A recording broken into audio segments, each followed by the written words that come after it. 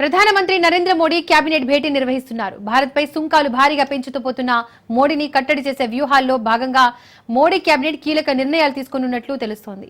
ఈ నెలలోనే మోడీ చైనా పర్యటన ఖరారవ్వడం, మరికొన్ని నెలల్లో రష్యా అధ్యక్షుడు పుతిన్ ఇండియాలో పర్యటించనుండడం వంటి అంతర్జాతీయ పరిణామాలు రాజకీయ వాణిజ్య రంగాల్లో కీలక మార్పులకు నాందిగా విశ్లేషకులు భావిస్తున్నారు. రాఖీ సందర్భంగా మహిళలకు తీపి కబురు అందించేందుకు ఉజ్వల్ గ్యాస్ కలెక్షన్ల రాయితీని పెంచే అవకాశాలు ఉన్నట్లు తెలుస్తోంది.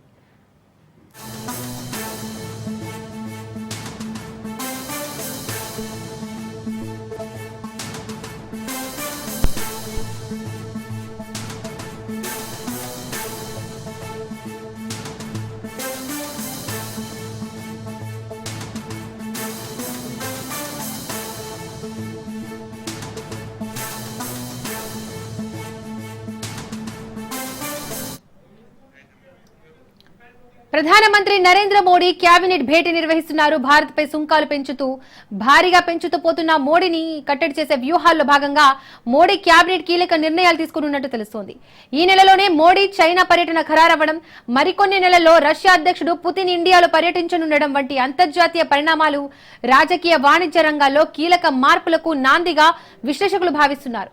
రాఖీ సందర్భంగా మహిళలకు తీపి కబురు అందించేందుకు ఉజ్వల్ గ్యాస్ కలెక్షన్ల రాయితీని పెంచే అవకాశాలు ఉన్నట్టు తెలుస్తోంది. ఇదే అంశానికి సంబంధించి మరిన్ని డీటెయిల్స్ మా ప్రతినిధి సైదులు అందిస్తారు. సైదులో కేబినెట్ భేటీ మోడీ నిర్వహించనున్నట్టు తెలుస్తోంది. కేబినెట్ భేటీలో ఏ నిర్ణయాలు తీసుకునే అవకాశం ఉంది?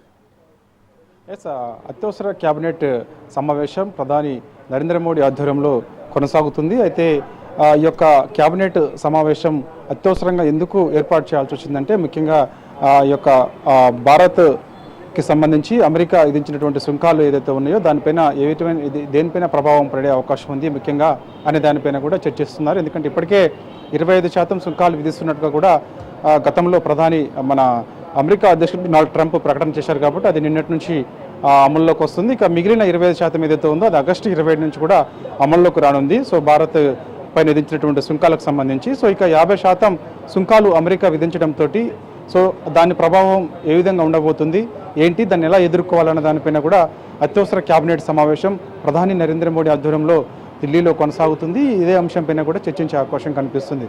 సో ప్రధాని మోడీ ఆధ్వర్యంలో ఇప్పుడు నడుస్తున్నటువంటి కేబినెట్ సమావేశంలో అమెరికా అధ్యక్షుడు డొనాల్డ్ ట్రంప్ విధించినటువంటి 50% సుంకాలకు సంబంధించి భయపడాల్సిన అవసరం లేదు, దాంతోపాటుగా ఆందోళన చెందాల్సిన అవసరం లేదు. ఎందుకంటే రైతుల ప్రయోజనాలే ముఖ్యంగా భారత్ ముందుకెళ్తుంది కాబట్టి సో అందుకు ఆందోళన చెందాల్సిన అవసరం లేదని చెప్పేసి కూడా ఒక నిర్ణయానికి రాబోతున్నట్టు కూడా తెలుస్తుంది. దాంతోపాటుగా ఇప్పటికే మన భారత్ ప్రధాని నరేంద్ర మోడీ చైనా పర్యటన దాదాపుగా ఖరారైంది. దాని తర్వాత రష్యా అధ్యక్షుడు పుతిన్ కూడా భారత్లో పర్యటించినారు. కాబట్టి సో ఒకవేళ రష్యా అధ్యక్షుడు పుతిన్ భారత్లో పర్యటిస్తే తర్వాత అమెరికా అధ్యక్షుడు డొనాల్డ్ ట్రంప్ ఎటువంటి వైఖరి ఆయన కనబరిచే అవకాశం ఉంటుంది ఏంటి అనే దానిపైన కూడా ఈ కేబినెట్ సమావేశంలో చర్చకు వస్తుంది. దాంతోపాటుగా ఇప్పటికే మనం రష్యా నుంచి చమురు దిగుమతి పెద్ద ఎత్తున చేసుకుంటున్నాం. కాబట్టి సో ఇది మనకి భారత్ పైన ప్రధానంగా అమెరికా ఒత్తిడి తీసుకొస్తుంది. కాబట్టి సో ఇప్పుడు దానిపైన కూడా ఒక నిర్ణయం అంటే కేబినెట్లో ఇది అంశం పైన చర్చ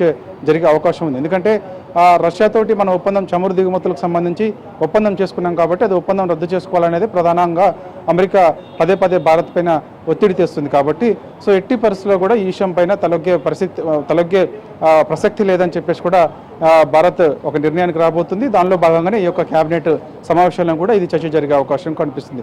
దాంతోపాటుగా రాఖీ పండుగ వస్తుంది. కాబట్టి సో మహిళలకు ఒక తీపి కబురు కూడా ప్రకటన చేయాలని చెప్పేసి కూడా భారత్ మనకి ప్రధాని నరేంద్ర మోడీ ఆధ్వర్యంలో ఈ కేబినెట్ సమావేశంలో ఒక నిర్ణయం తీసుకోబోతుంది. ముఖ్యంగా మహిళలందరికీ కూడా ఈ యొక్క ఉజ్వల యోజన గ్యాస్ కనెక్షన్ల సబ్సిడీ ఏదైతే ఉందో ఆ సబ్సిడీ అవసరమైతే పెంచే యోజనలో మన ప్రధాని నరేంద్ర మోడీ ఆలోచన చేస్తున్నారు. కాబట్టి సో అందుకు ఈ కేబినెట్ సమావేశంలో కూడా ఈ యొక్క ఉజ్వల్ యోజన గ్యాస్ కనెక్షన్లకు సంబంధించి ఈ రాయితీ పైన కూడా కేబినెట్లో చర్చించే అవకాశం అయితే కనిపిస్తుంది. దాని తర్వాత మనకి ప్రధానంగా ఇప్పుడు అమెరికా విధించినటువంటి యొక్క టారిఫ్ 50% ఏదైతే ఉందో దానికి సంబంధించి ఎటువంటి ప్రభావం ఎక్కువగా దేనిపైన పడుతుంది అనేది ప్రధానంగా చర్చ అనమాట.